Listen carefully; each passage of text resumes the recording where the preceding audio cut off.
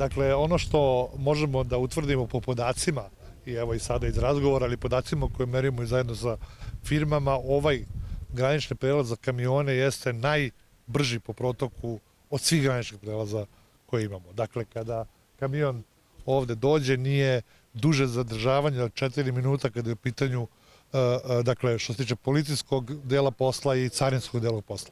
Sve zajedno sa veterinarskim inspekcijama koje su usklađene sada po procedurama i usklađene kada je u pitanju priznavanje, međusobno priznavanje sertifikata, ceo kompletan proces se završava za manje od pola sata. Dakle, to je nešto što jeste zaista veliki napredak i ono što smo mi danas hteli da vidimo kao predstavnici privrede jeste da pitamo šta je još potrebno, gde još možemo da pomognemo.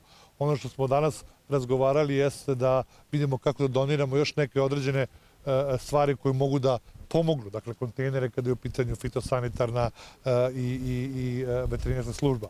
Da vidimo kako da ubrzamo protok, da proširimo protok interneta, dakle protok razmene informacija putem optičkih kablova, jer ponekad kada je velika frekventnost dolazi do usporavanja sistema samo iz tog razloga, nema razloga da to ne uradimo zajedno. To su stvari koje su u interesu pre svega nas, u interesu ljudi koji izvoze i uvoze, dakle da bi mogli što brže delujemo, to nama štedi novac. Dakle, to je ono, danas smo pre svega tu da čujemo šta još možemo da uradimo, a već, evo kada govorimo, mi radimo ankete sa kompanijama iz Severne Makedonije, iz Albanije, iz Srbije. Ono što možemo da kažemo za ovaj granični prelaz jeste da zaista funkcioniše dobro, da je znatno od početka inicijative znatno ubrzan protok robe i želimo još da ga smanjimo. Dakle, a naravno krajnji cilj nam je da imamo jedinstveno tržište i da praktično kamioni ne moraju da staju ili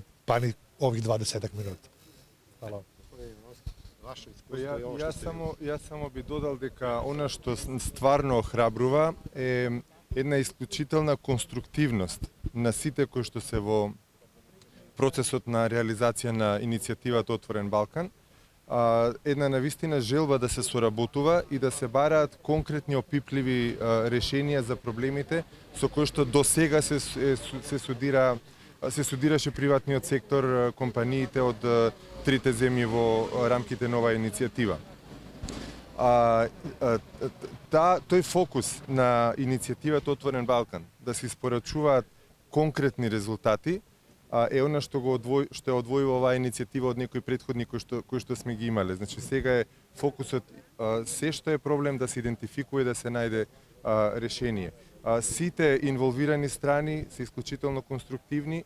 Јас мислам дека сега веќе на двата преоди може да се видат и табли, посебни линии за камионите од трите земји, заедно со се она што е олеснување во царинските постапки, фитосанитарните проверки, посебните оператори и погодностите кои што тие ги користат, практично се создава клима, атмосфера да таа регионална економска соработка се максимизира.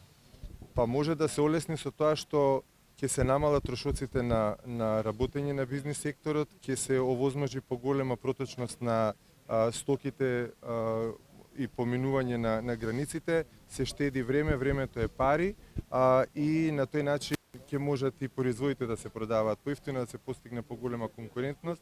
Значи се оно што ги олеснува условите за водење на бизнис. Ja bih, izvinite, samo još jedno da dodam. Dakle, nije prednost Otvorenog Balkana samo u tome što kamioni neće čekati dugo ili uopšte. Prednost Otvorenog Balkana, kao što vidite u ovim kriznim vremenima, jeste da sve tri zemlje sarađuju među sobom kada je u pitanju bezbednost hrane, snabdevanja ostalim životnim namirnicama.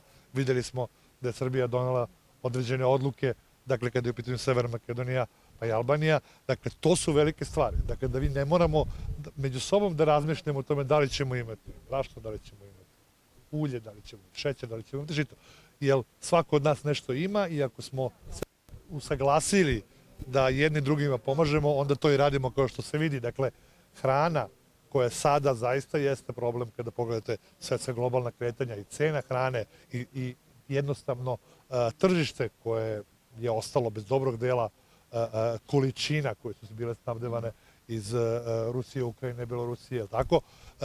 Kada je u pitanju Otvoreni Balkan, vidite i sami šta su rezultati. A to je da vaši građani i naši građani ne moraju da razmišljaju o nekim stvarima o kojima građani mnogih zemalja moraju.